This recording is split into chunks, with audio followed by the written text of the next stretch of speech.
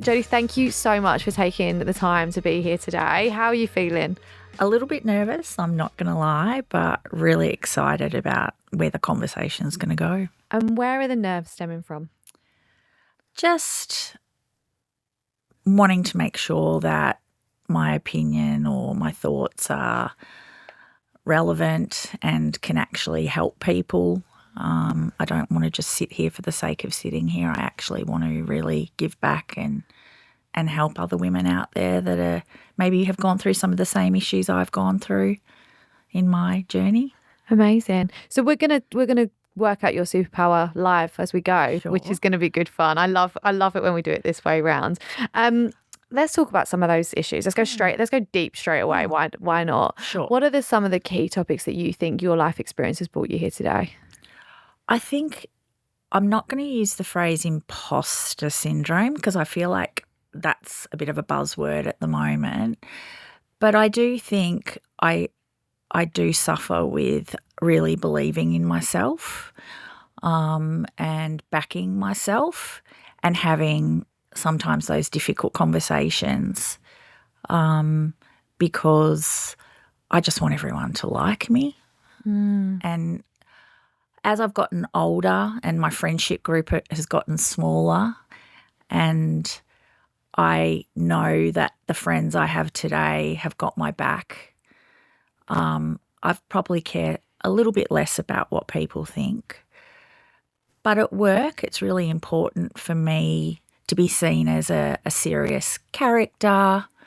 I am usually the one that cracks the joke to break the difficult silences. So just from making sure that I manage that so I'm not seen as the comedian in the group and taken seriously. The word serious is an interesting, like you've mentioned that twice. Yes. What has that been some feedback that you've been given before, or what No. brings that word to you? I think because I deflect with humour when I'm uncomfortable or if I'm trying to get a point across, that I may come across as not being intellectual or just the fun girl. But I also pride myself on being, a hard worker. I say to my team, I'd never ask you to do something I wouldn't do myself. And I've worked really hard to get where I am. I haven't been given any golden, handshakes or lifts or whatever they're called these days. And I am proud of myself for getting to where I've gotten to career-wise. I think when we spoke a little while ago, I said I was the first in my family to get a degree on both sides of my parents. So that was a really big deal. I did it all part-time. I worked full-time. I paid for it all myself. Yeah. But, yeah, I just think sometimes I use humour and I shouldn't. But then that's me. I think if we're going to be at work and, we're all doing long hours or big days or from home or from the office, wherever you're working, I think it's important you enjoy what you do and you enjoy your time with your team and the people around you. And for me, having a laugh is what I enjoy and I feel like it's a commonality amongst everybody. Everyone likes to have a giggle and have a bit of fun.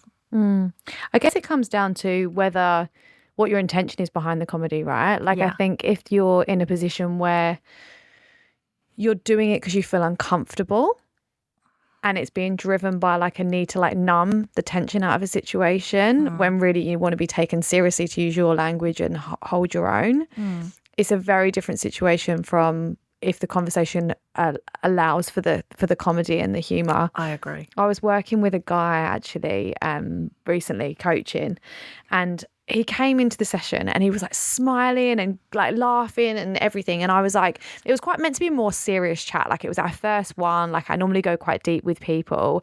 And he just kind of like kept smirking me off with comedy. And it's really interesting that you're now having this conversation. I said to him, do you get taken serious? He's like a bit younger. And I was like, do you get taken seriously at work? He's just stepped into a new role. And his face dropped and he was like, no. And I was like, I think that's where we're going to start, what we're going to start working on. I said, you're setting up a new department. And I said, the thing that I want to make happen for you is for you to get taken really seriously in this. It was just like, when you have that moment with someone where you see, yeah, they had. And I feel like you've had that kind of like conscious moment of, I know I do this. And now you're probably at the point of your life where it's like, am I being intentional with it? And making sure I'm using it in the right places and stopping myself where I don't think it's going to serve this situation. Yes, I'm very conscious of it. And I also, I'm in marketing, so I'm quite an emotional, I lead by emotion. And yeah, I guess I wear my heart on my sleeve. I always say I make a terrible poker player because my face usually gives away my thoughts. So it's either something you like about me or you don't. You always know where you stand with me, I guess. That's the one thing I'm brutally honest. And that's feedback I've been given. It's something I'm very conscious of. So maybe at times I use the humour to soften the delivery of something that I'm wanting to get across. What have you learned about yourself in that process? I actually know what I'm doing. Love that. What have I learnt? I'm pretty resilient. I bounce back, but I do take on board feedback, and sometimes it will crush me, and yeah, I'll be very quiet, which is not like me. If you met me, if I walk into a room and I don't know anyone, I'm very quiet. If I walk into a room and I'm comfortable and I know, like at the office, I'm pretty loud and out there. But I have to warm to people. So yeah, I think some people might find me a bit aloof, but then when you know me, I'm not at all. But I've just learnt about improving my poker face and not letting my face give away what my brain is thinking. And just, it's not personal, it's work, and don't take it on personally, because I feel it. I love that you said, when I asked you what have you learned, you said that I know what I'm doing, and I was literally my arms were in the air. Can we go into that a little bit more? Tell me why you know what you're doing. Tell me how you've learned that. Because I go to, look, I'm a terrible networker, and I have really put myself out there the last 18 months, going to more events, and the penny dropped when someone said to me, you know why it's called networking, right? And I said, no, why? And he said, because it's work. You actually have to dedicate time to it. And that was a light bulb moment for me, because I was just thinking networking, some people are just really good at it, but the people that are really good at it have put time and energy into it. So that's something I'm working on, getting better at that, because as I said before, I'm not good going into a room cold. So small talk for me is quite hard. But I have been going to a lot of events and seminars, and the people up on the stage, I'm sort of sitting there going, yeah, yep, I agree with that. That's what I would do. And it's made me realise, yeah, I'm good at my job. And I didn't believe that for a very long time. Why didn't you believe that?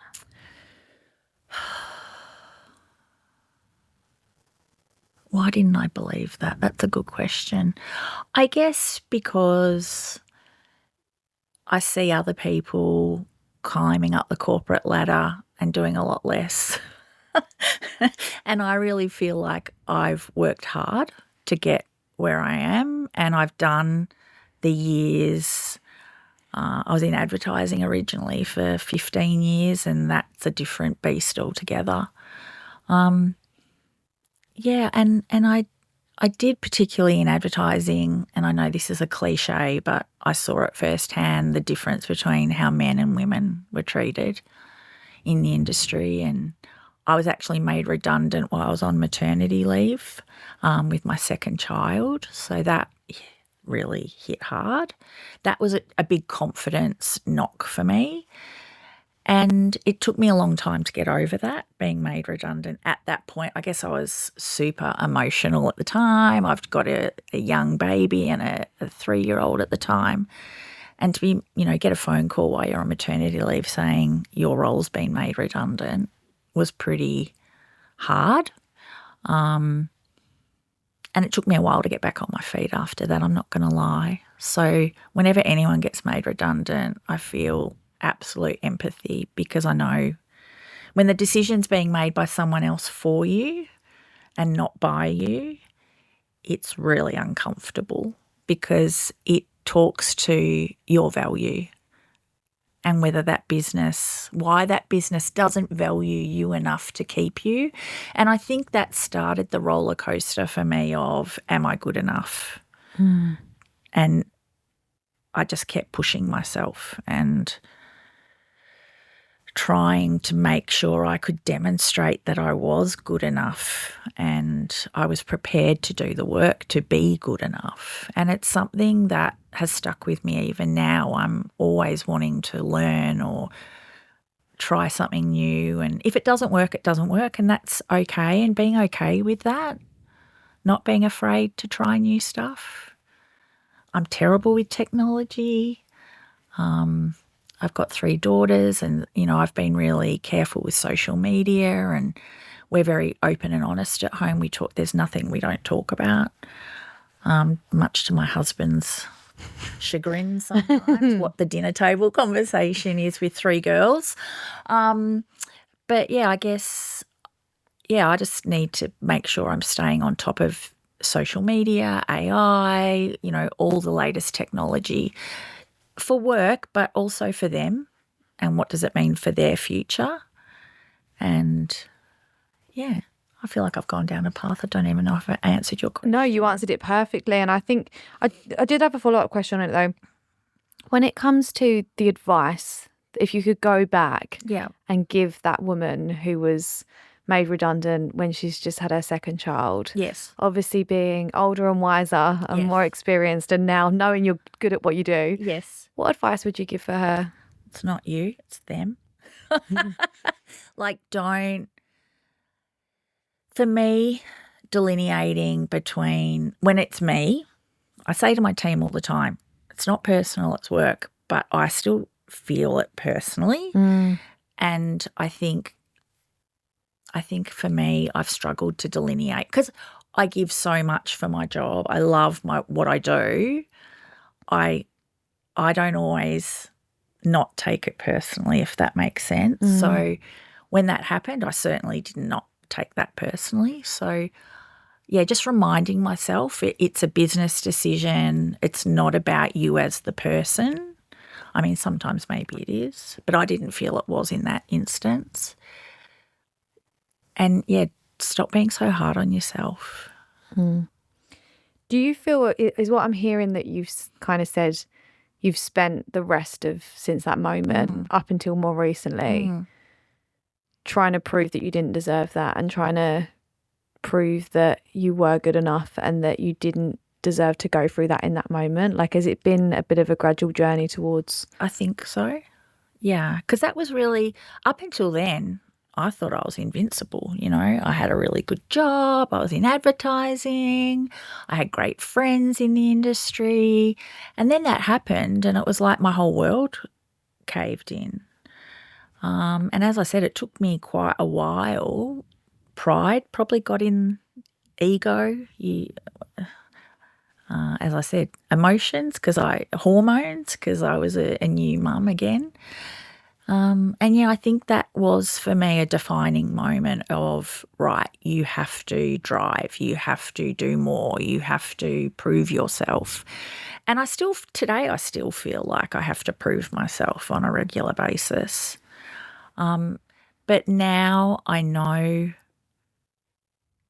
I believe more in what I say and I do, and I trust that I'm going to make the right decision, even if it means what we do fails. I think learning that it's okay to fail sometimes has been part of what I learnt from that experience. Who are you trying to prove it to? When you say I'm still trying to prove, who are you trying to prove it to?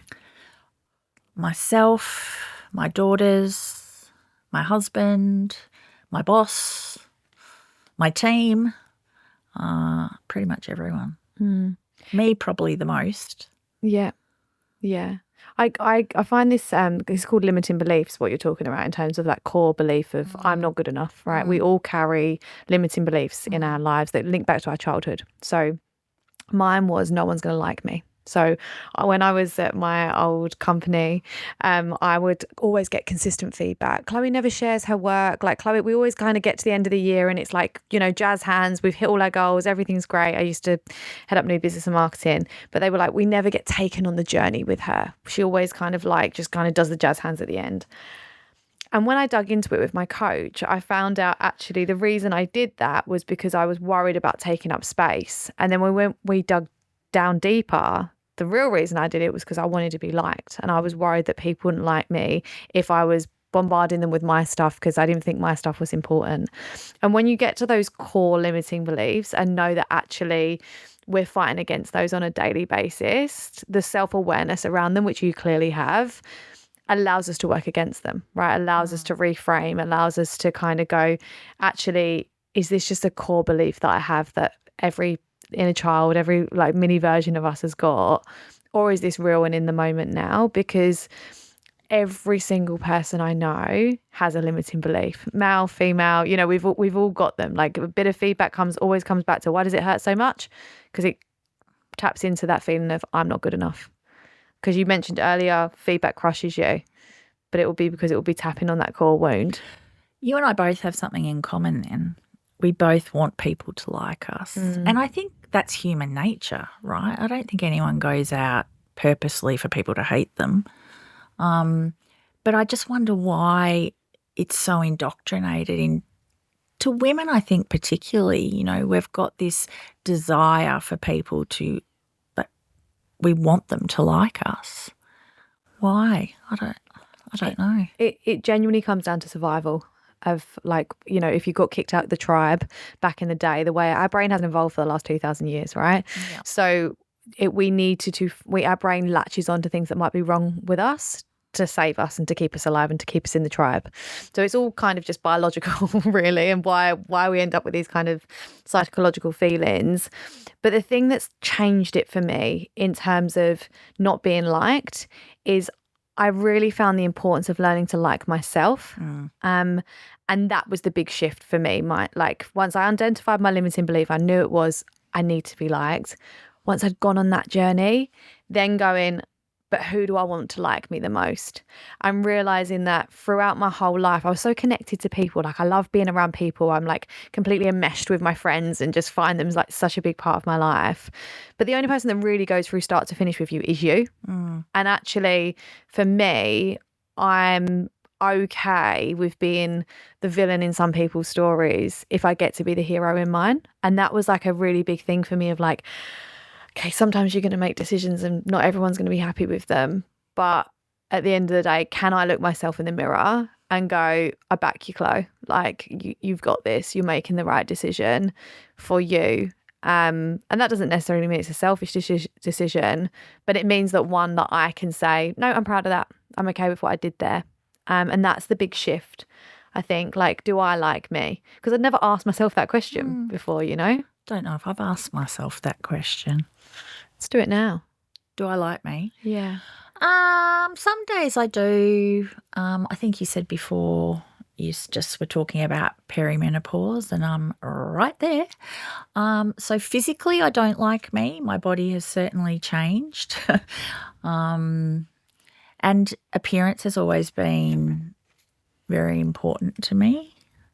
And I think we spoke about a lot of that, and that's from my childhood and my mum's, concern about my appearance and what other people thought, and did I have lipstick on when I visited her, and all those like stupid things. But when it's constantly in your head from someone that should love you regardless of whether you've got lipstick on or you've brushed your hair. It sticks. So, and my appearance, you know, in my 20s, 30s, I was pretty hot. You know, I was good looking, never had to worry about I worked out, I looked after myself. And now I've got to my 50s and I'm still working out. I'm still trying to eat right. I've cut back on alcohol. You know, I feel like I've not got many vices left and my body's not what it used to be. I don't like myself physically, but I've learnt to like myself mentally a lot more than what I used to. Have I still got room to grow? Absolutely. But I feel I'm better than I used to be. Thank you for your honesty with the how you feel about how you look physically. Like I'm constantly banging on about the fact that the economy would collapse if women liked themselves, because actually, of course, it's how everyone makes their money. So we're conditioned to not like the way we look and nothing be good enough. There's been some really good Instagram quotes that I've seen recently around what's one thing that a man can do that women can't, and it's like age, and grow hair, like, have grey hair and it look cool. Yeah. You know, women go salt and pepper and everyone's like, oh, she looks old and haggard. But, you know, they call men the silver fox. So, yeah, I mean, that's not new news to anybody here, but, yeah, that's what I don't like about myself. It's so funny because I swear on my life that this is true. When you sat down, I was like, because we just did the cameras, and I was like, she looks beautiful. Like, genuinely, that was what came into my head. And it's so funny now. And I almost didn't want to say that out loud because I was like, I'm not going to make this about the way you look. But isn't it funny how your perception when you're sitting there, you've probably got that camera behind you going, oh, I don't feel comfortable. I don't like the way that I look. And I'm sitting there going, doesn't she look lovely? Thank you. You know, we're having completely different perceptions. And I think one other thing that really annoys me about women and the way we're meant to look and the way that we're meant to all fit this stereotype was who the fuck decided what looked good and what didn't. Like, I went to this retreat this weekend. Every woman was different shapes and sizes, different ages. And they were getting us to write erotic novels. That was this work saucy. Yeah. This workshop was like weird as there was loads of different stuff going on. I throw myself into anything weird and wonderful. Awesome. And we're sitting there and everyone's sitting around talking, like writing their novel. And I finished mine and they were like, does anyone want to share? And I was probably one of the older people in the room. And I was like, I've got to do this because I remember being in my 20s and there's no fucking way I would have read this out. But I was like, I'm going to do it. I love that you did that. So I did it. And then I don't know why I'm now sharing it on here. You're making me feel very comfortable. That's should you. Read an excerpt. No, I don't have it with me. Otherwise, you know, I could. But there was an element of me that was really proud of being able to do that because it was like, do you know what? A previous version of me couldn't. So it was the mental battle of like, well done, you've done this. But really interestingly, afterwards, a couple of the women kind of put their hands up and was like, I can't do it. Like, I actually sat there and didn't write anything and didn't feel comfortable. And then it escalated into this big conversation with all of these like 20 to 30-year-old women around how they didn't feel comfortable in their own skin, how they didn't feel comfortable in their body, how they didn't feel comfortable like with their sexuality and being able to just write that. And they were so worried that someone else was going to read it if they left their notebook lying around. Differently of them. Yeah, and feel that they couldn't actually connect with their body to be able to write something like that. And it just made me like, I'm listening to you now and I'm like, you're talking about the fact that you're in your 50s and you're struggling with it. I've just spent the weekend with people in their 20s and they're struggling with it. And I feel very blessed because I used to hate the way I look to the point where I wouldn't look in the mirror. Like, it was bad. But because it got so bad, it created change in me. Like, I had to make a change. And I ended up doing all of these workshops, like embodiment workshops, and getting into my own skin. And it's allowed me to then be able to read that novel out. Like, it's allowed me that freedom to go, I'm comfortable in my skin, I'm comfortable in my body for the first time in my life. And I just want to keep leaning into the fact that every time I see a woman, I think she's beautiful. Do you know what I mean? Like, but yet with ourselves, we hate ourselves. We don't want to look in the mirror. I actually said to my friends when we were on holiday once, I don't want to be in your pictures because I don't want to ruin them because you all look really nice and I look horrible. So I didn't want to be in the photos. Chloe. Isn't that sad though? That's not nice. But I've had to deliberately do the work to love myself. And I actually think we have to block so much of the shit that we see on social media and the way we're meant to look and the way we're meant to show up and see ourselves for who we really are. Because who decided that... But even I look at the young girls today, and I've got 3 of them, so I feel like I can talk about this. And there's definitely a look, like an Instagram look. And it's like, why do you all want to look the same? I don't get it. I don't get why you all have this vision of what beautiful is. But if everyone looks the same, what makes you you? So for me, it's not being like I've accepted I'm never going to be like I was in my 30s, right? God, I wish. I've accepted all of that, but I just want to be the best version of myself in my 50s. And when you feel like you're doing everything right, as I said, cutting out alcohol, exercising regularly, eating, I'm not going to say I don't ever have cheat days because I certainly do. But I just go, oh God, and it's not shifting or it's not changing. And then it's like, well, am I going to be like this forever? And is that really important? Why do I care so much? I don't. Yeah, you still want to, be attractive and sexy for your partner, and you want them to want you no matter how old you are, when you're 20, 30, 50, 60, 70, whatever it is. So, yeah, it does. But for me, it's definitely my childhood and that constant, little voice in my head, which was not a little voice, it was my mother's voice, always challenging my looks. And this is why we can't, it's like when it comes to our belief systems, where do they actually come from? Like, is it, and when it's someone else's belief, how long do we want to carry on holding on to that for? Like I don't want to overstep the mark here, but as I'm listening to you talk, I'm like, I don't think it would matter how you looked, you wouldn't be happy.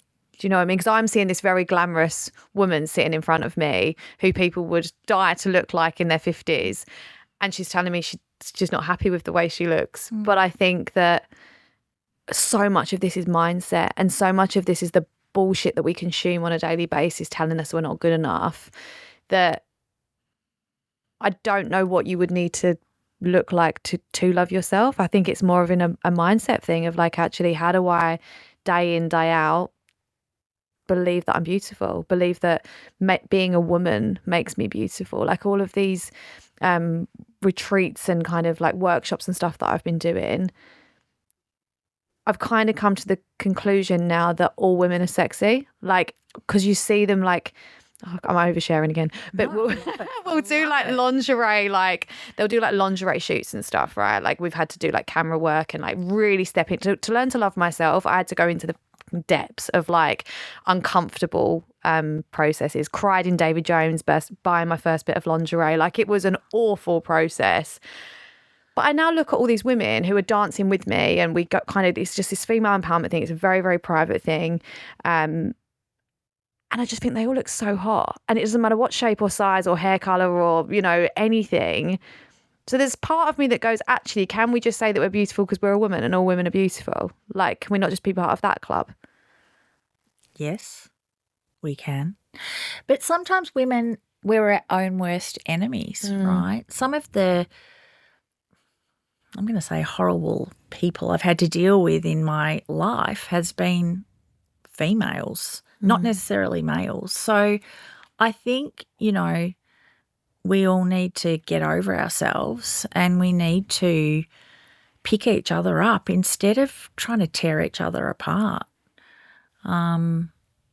Yeah, like we all have our strengths, we all have our weaknesses, and I think we should draw on those, draw on each other's strengths, because we could be a lot bloody more powerful by working together than working against each other. Yeah. I agree. Tell me more about those harder times in your life. Walk me through some of that. Look, probably one of the hardest times in my life was my dad passing away. He passed away 11 years ago now, and I'm an only child. My mum had a lot of difficulties having me. She had 4 miscarriages before she had me, so I was kind of like this amazing, little creature that was doted on from a very young age. Mum and dad, I never went without anything. My dad showed me unlimited love. Mum loved me, but her love was conditional. It was, as I said, how I looked. Was she happy with what the clothes I had on? Like, I'm going to my mum's tonight for dinner, and when I go, I always overanalyze what I'm wearing. Like, I know she probably won't like what I've got on today because she'll think, like, this vest is a bit blokey or something, As soon as I walk in, she'll go, oh, you look nice, or, oh, I don't like that outfit today. Literally a minute me walking into the house. So that's kind of, I'm not all about looks. I know it might sound like I am, but it's just something in here that I would love to be able to unlock it and not give a shit. But I do. Yeah. And my dad gave me unconditional love. Like, I could do no wrong in his eyes. And, I would speak to him every day, a couple of times a day. And when he got diagnosed with cancer, Mum and I, it was very quick. It was 11 months from when he was diagnosed to him passing. And he didn't want to go to hospital. So Mum and I took time off work, and Mum and I cared for him at home. And it was probably the first time her and I were actually united, I guess, because we had this common goal of, looking after him. And I hoped when he passed that our relationship would change. It hasn't, probably. My mum has a hearing impairment. She has arthritis. She's pretty much homebound. She doesn't really get out a lot. So I'm really her main channel to the outside world. And as she's getting older, she's in her 80s, she's becoming more frail. She needs more support. I try my best. Have I nailed it? No. Could I do things better? Probably. But I also have to make sure I'm looking after my daughters and my family. And, yeah, for me it's a balance act, a real balance at the moment, just managing her care, my children's care, my personal care. So I feel like my personal care is sort of at the bottom of the ladder. I need to make sure everyone else is okay, and then I'll look after myself.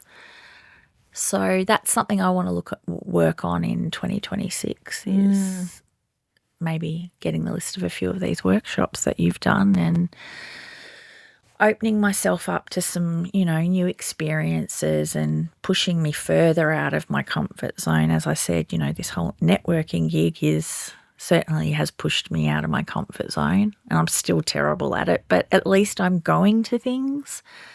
2 years ago I said no to every invitation I got. So I'm open to it. I've just got to let myself go. What does success look like for you in that process? Happy, healthy kids, happy, healthy partner, husband, happy mum, like her health is what it is, as long as she's happy. Happy at my job. I'm healthy, that I can continue to work. I had 3 girls at private school. That nearly killed me. I've got 2 there now. So, I've got a lot of financial responsibility. We have a mortgage. I'm the main breadwinner in our family. So, yeah, that for me, just making sure financially we've got what we need to just live a happy life. I can't wait for you to, because I think I love all your answers that you've just said then, but I think the most exciting adventure you can go on right now is the journey of reconnecting with yourself. Because I think that if you don't mind me speaking No. openly. Your superpower for me is around that warmth and comfortability. Like the fact that I'm telling you, I never speak about this shit, right? Like, and I'm like, how is she getting this out of me? And you're not even trying, right? So there's like a beautiful warmth and comfort around you that you have that I'm just really leaning into and I'm really falling in love with. But I'm looking across at the woman and I'm like, she's not in love with herself. And I think that the journey of self-discovery, of reminding yourself who you are, and you already having snippets of it, right? You're already having that, what have you learned from your job? And you're like, that I'm really good. Like, I love that. Like but there's such that journey to go on of reconnecting with who you are without the noise. I think you've had a lot of you've had a lot of noise in your life in terms of judgments and different things. And one of the things that's really coming into my mind is if you could connect in with like your wise woman, like your 70, 80, 90-year-old self, what would she want you to do right now? She'd want me to enjoy the moment. Like, I think there's times I'm so in my head that I'm not actually physically, I'm physically there, but I'm not necessarily mentally there because I'm in my head and I'm talking to myself and I'm challenging, oh, don't think that way or don't say that, or I've said something and then I'm like, oh God, why did I say that? I could have said that a different way. And stop worrying so much about what bloody everyone else thinks. Like, why do I care? They're not paying my bills at the end of the day, but I do. And I would love not to worry about what people thought of me. If I could unlock that.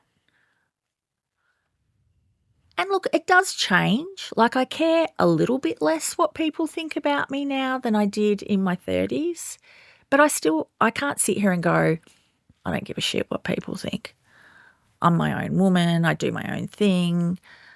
No, I'm typically always thinking about, is this the right thing for the kids? Is this the right thing for work? Is this the right thing for, my mum, whatever it is, And I feel a lot of pressure because it is only me with my mum and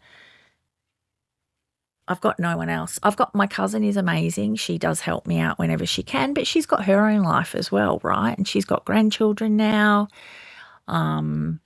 So I feel alone sometimes, and I'm not. I've got 3 daughters that absolutely I adore and they adore me. So I'm very fortunate. I've got a gorgeous husband. I'm so blessed in so many ways. So enjoy my blessings instead of worrying about the what if.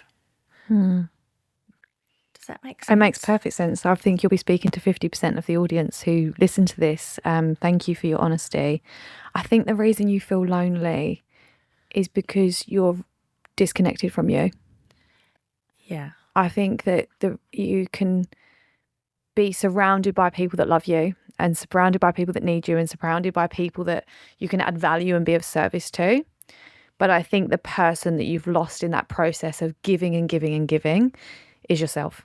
And actually, when you're saying in 2026, I want to make some change, it's about reminding yourself who the fuck you are and getting back to her. And I'm going to start writing that journal we talked about. Nice. I haven't done it yet, Chloe. I know that was my homework. I feel very bad that I haven't done my homework, but I have to be ready to do it. Absolutely. And when you said it to me, I was like, yeah, that's a great idea, but I don't know if I'm ready. But I've thought a lot about it and a lot about journaling. I spoke to Louise and Louise and I talked about that as well. And she thought it would be beneficial for me. So I'm not going to ignore, I've had a couple of people now say the same thing to me. So I'm actually going to do it. But I just want to get through Chrissy. I'm going on 4 weeks leave in Jan. And that's when I think I want to start this new Jodi 2.0. It's the year of the snake, right? So we never become the thing I love about a snake is it sheds its skin, yeah, but doesn't become a new person. And there's no part of me that thinks the world needs Jodi 2.0. It needs the version of you that exists right now. But I think if I was in your position, one of the things that I'd be getting really clear on is, who am I? What does it like? What's my timeline, right? How have I got to this position where I'm in? What have been all the highs in life? What have been all the lows in life? How have I got there? And then almost doing yourself a bit of a personal like vision statement on like, who am I, right? And then holding myself accountable to always showing up as that person. Yeah. That would be one exercise I'd do. Another exercise that I would love you to think about doing is, I just asked you about your 80-year-old self. What advice would she give? I would love you, and we can do a little bit of this now. Sure. To think about, when you think of your future and you carry on with this mindset that you're currently in around being self-deprecating, not necessarily loving yourself, feeling lonely, what path does that lead you on versus a pretty miserable one when I say it out loud like that. Yeah. And like I said, I've got so much to be grateful for. And it's like, why are you not grateful? Why are you letting this weigh you down so much? I don't think that's very fair to you. I know. Because you are the sandwich generation, right? I know. You are caring for people older than you. You are caring for people younger than you. You are like so many other people in this, you know, if we tapped into the audience that are listening to this, like there will be people hanging off the edge of their seat listening to you going, wow, this woman's incredible. How is she being so vulnerable? Like, God, I'd love to be as brave as her, right? That is what people listening in will be thinking about this right now. So I don't think there's any element that's like, why am I feeling like this? Like, I think there's an element of accepting, like, it's hard, it's tough, it's not easy for me right now. But how can I find those bits of myself to make sure the strongest version of me is creating the life that I really want? Because I just asked you, if you carry on with this mindset, what does the future look like? And you were like, miserable. And if you think about what your kids would want for you, that was the last thing that your three girls want you to be, you know, turning 80, when when they're in the position that you're now in. What do you think they would want to say about mum and how she lived the next 20 years of her life? She was fun. She made the most of her life. She didn't let her age define her. They call me a girl boss. That's what they call me. So, you know, and you know what was really gorgeous, I had a birthday recently. I won't tell you how old I was, but it's in its 50s. It's got a 5 at the front. And they all wrote something on the card, and they all talked about their pride in me. How hard, you know, they know I work hard for the family, and how proud they are to be my daughter. Beautiful. And that's what I'm saying. Like, I've got so much to be happy about. And yeah, that was, they all said it. And I was like, wow, my kids are proud of me. Like, far out. It shocked me. And I don't know why it shocked me, but it shocked me that, you know, that's how a 13, 15 and 18-year-old felt about their mother. It shocked you because you can't see yourself. It shocked you because because of all the weight of everyone else. I feel like potentially part of you has become invisible to you. And actually, I love the concept of girl boss, right? So if we think of like the next year that's coming up, and what does it mean to be a girl boss? And how can 2026 be your year of being a girl boss and actually identifying the moments when you do that? So almost like see it as like, define it. Like I was saying earlier, define who you are, the girl boss energy. What does it mean to be a girl boss? And then how can you start deliberately collecting evidence on a daily, weekly, monthly basis that you are the person that your kids say you are? So whether that be, okay, I don't know if to speak up in this meeting, hold on a minute, girl boss energy on, I'm going to do it. Or whether that be, do you know what, I deserve to go to Pilates because I want to work on my fitness. What would girl boss do? Yeah. And I almost want you to put, until you believe it yourself, I want you to put that girl boss cape on of who they see, how they see you. And lean into that energy because she's there. Like, your kids know you better than anyone, right?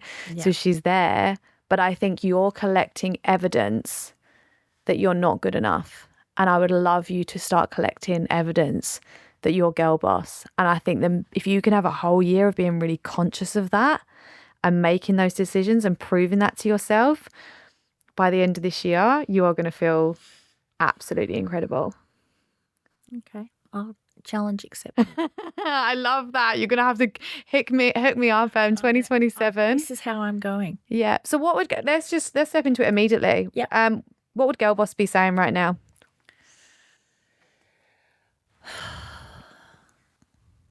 What would girl boss be saying? She'd be saying, you've got this, you know your stuff, your team will really, love you, you've got a high-performing team, you're well regarded in the business, you're well regarded by your peers. And I kind of know this because so stupid.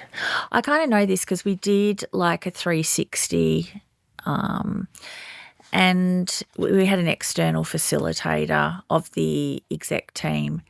And once again, Jodi was shocked at the feedback.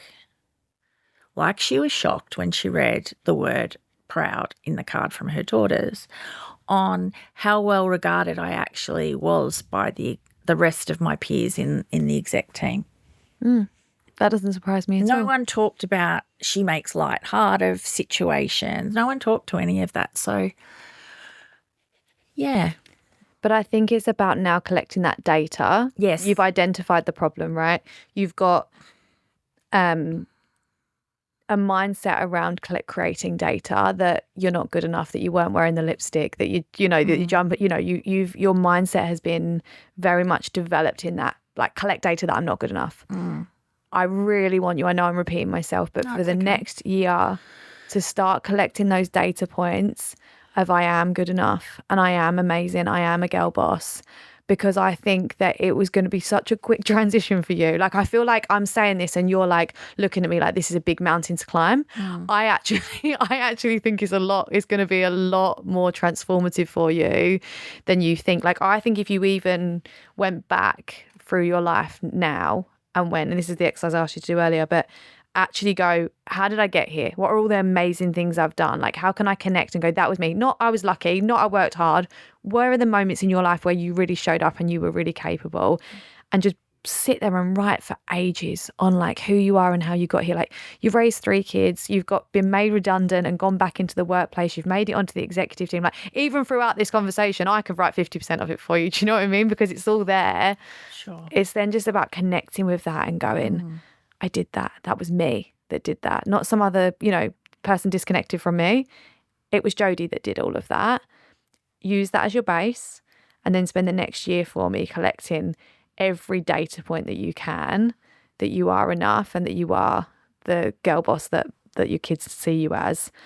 And I genuinely think you'll feel like a new person in a year's time. Well, I look forward to meeting her. Oh my God, it's so funny that you say that. So I wrote myself a note this weekend, which was, I feel like I've met myself this year. And I actually wrote down, it was a pleasure getting to know you, about myself. And it's probably been the first year of my life. Like, all the advice I'm giving you is stuff I've done, right? Because I was exactly the same as you. Like, I disconnected from who I was. I couldn't even tell you who I was, let alone tell you whether I like her. And I actually wrote down, it was a pleasure getting to know you. I really like you.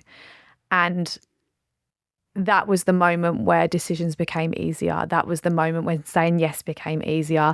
That was the moment when I found my voice and said no more as well, And I'm so excited for you to go on that journey. So this is going to be the last conversation we have. I want to like go on this with you, and I'm excited for you. Sounds good, Chloe. Your superpower is without a doubt warmth. You just have this beautiful warmth that makes you feel, I feel so comfortable talking to you. I felt like I've known you for years, and we've literally, this is our second conversation. Yes. So that would be the territory I would play around in, but we're going to have another chat and really define that. But thank you so much. You've given such an incredible gift here, and you don't even realise it yet. And I can't wait for all the feedback to start coming in, Thank you, Chloe. and for you to see that. That's going to be part of your girl boss journal. It will. How have you found it? A little bit confronting, but enjoyable. More enjoyable than I probably thought. Like the nerves pretty much slipped away within a few minutes of us talking. Felt really natural. Didn't feel like our conversation's been forced. You're wonderful. You're so wonderful. So are you. You're so wonderful. Right, at the end of every episode, we Yes. ask who your limitless woman is that you would like to celebrate. Who is that for you? Okay, so she's a former colleague. She's now like one of my closest friends. Her name's Janie Bartlett. And I absolutely adore her. She is wise, she's caring, she's well read. She is ex-ad industry, so she gets it. I can have conversations with her about family, and I can have conversations about work with her, and I always feel nourished after I've spoken to her. I absolutely adore her, and she's like my older sister, and I'm very blessed to have her in my life. Amazing. Thank you so much. You've been absolutely incredible. I'm so grateful to you. Thank you so Chloe. much. Thank you. Thank you.